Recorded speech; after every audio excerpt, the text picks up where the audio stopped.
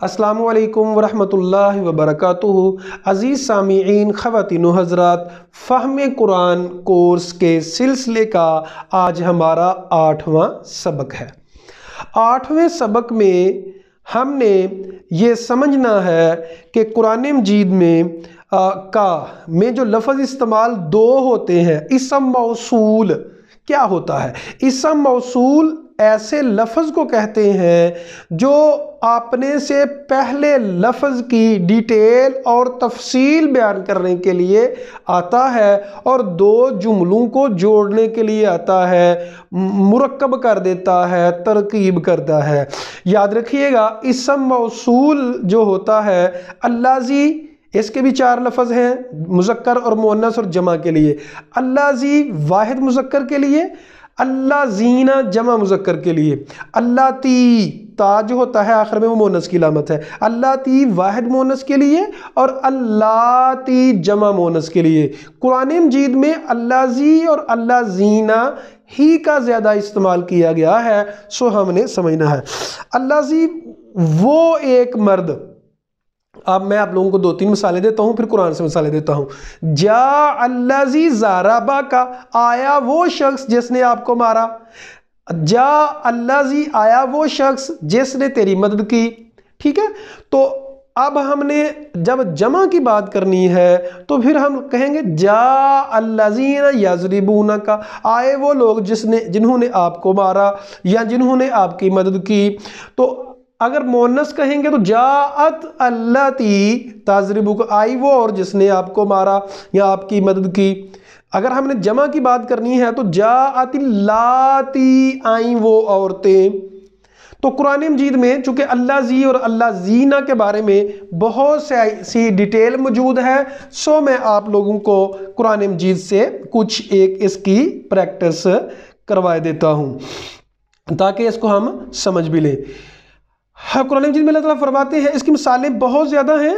الذی قرآن مجید میں تقریباً 260 دفعہ استعمال ہوا ہے اور الذین تقریباً 738 بار آیا ہے، تقریباً کہہ رہا ہوں، اس کی تعداد آگے پیچھے بھی زیادہ تو ہو سکتی ہے لیکن کم نہیں اس سے۔ اچھا جی، قرآن مجید میں فرماتے ہیں اللہ تعالیٰ یا ایھا الناس اعبدوا، اے لوگو عبادت کرو، ربکم اپنے رب کی، الذی جو، خالقکم جو یا جس نے، اس کا ترجمہ، ان سب کا ترجمہ میں نے جو یا جس نے ہوتا ہے۔ الذی خالقکم، جس نے تمہیں پیدا کیا۔ اگلی مثال هو الذی، وہ ذات جس نے، ترجمہ اس کا جو اور جس نے ہوتا ہے چونکہ واحد ہے، تو زیادہ تر یہ قرآن مجید میں اللہ کے لیے استعمال ہوا ہے، عام چیزوں کے لیے بھی استعمال ہوا ہے اور عام لوگوں کے لیے بھی استعمال ہوا ہے۔ ایک لفظ ہے جو ڈیٹیل بیان کرنے کے لیے آتا ہے، جو تفصیل بیان کرنے کے لیے آتا ہے۔ تو فَبَدَّلَ الَّذِينَ ظَلَمُوا، بدل دیا ان لوگوں نے جنہوں نے ظلم کیا، قولاً بات کو، غیر الذی قیل، اس کے علاوہ جو کہی گئی تھی۔ اچھا جی، شہر رمضان، شہر رمضان، الذی وہ ہے جو یا جس میں، جو اور جس نے اس کا ترجمہ کیا جاتا ہے۔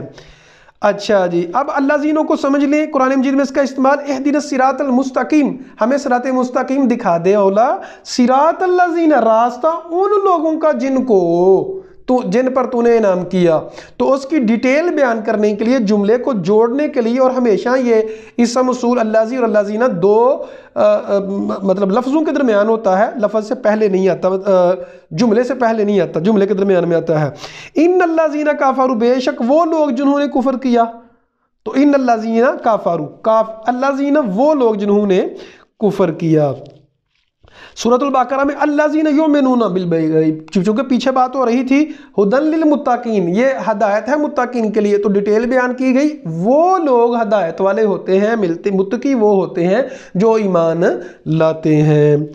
وَإِذَا لَقُوا إِنَّ الَّذِينَ كَفَرُوا، بے شک جو کافر ہیں، سواء برابر ہے، ان پر آپ ڈرائیں، ان کو یہ نہ ڈرائیں۔ وَإِذَا لَقُوا الَّذِينَ آمَنُوا، اور جب وہ ملتے ہیں ایمان والوں سے، قَالُوا آمَنَّا، کہتے ہیں ہم ایمان لائے، تو جو اور جنہوں نے، تو اللہ تی قرآن مجید میں استعمال ہوئے ہیں، لیکن کم استعمال ہوئے ہیں، سو میں نے اس کی پریکٹس نہیں کروائی۔ ویسے میں نے آپ لوگوں کو مثالیں دے دی ہیں، تو قرآن مجید میں سے آپ لوگوں نے نکالنا ہے۔ انشاءاللہ بہت زیادہ آپ لوگوں کو فائدہ ہوگا۔ غور و فکر کرتے چلے جائیں، قرآن کے زینے پہ، قرآن کو دل کی آنکھوں سے قرآن کو پڑھتے چلیں، آؤ جنت کے زینے پہ چڑھتے چلیں۔ اگر جنت کا راستہ چاہیے تو عزیز خواتین و حضرات وہ قرآن کا راستہ ہے، قرآن کو مضبوطی سے پکڑنے کا راستہ ہے۔ اللہ سے دعا ہے اللہ حق بات کو سمجھ کر اور اس پر عمل کرنے کی توفیق عطا فرمائے۔ اقول قولی ھذا استغفر اللہ لی ولکم ولسائر المسلمین۔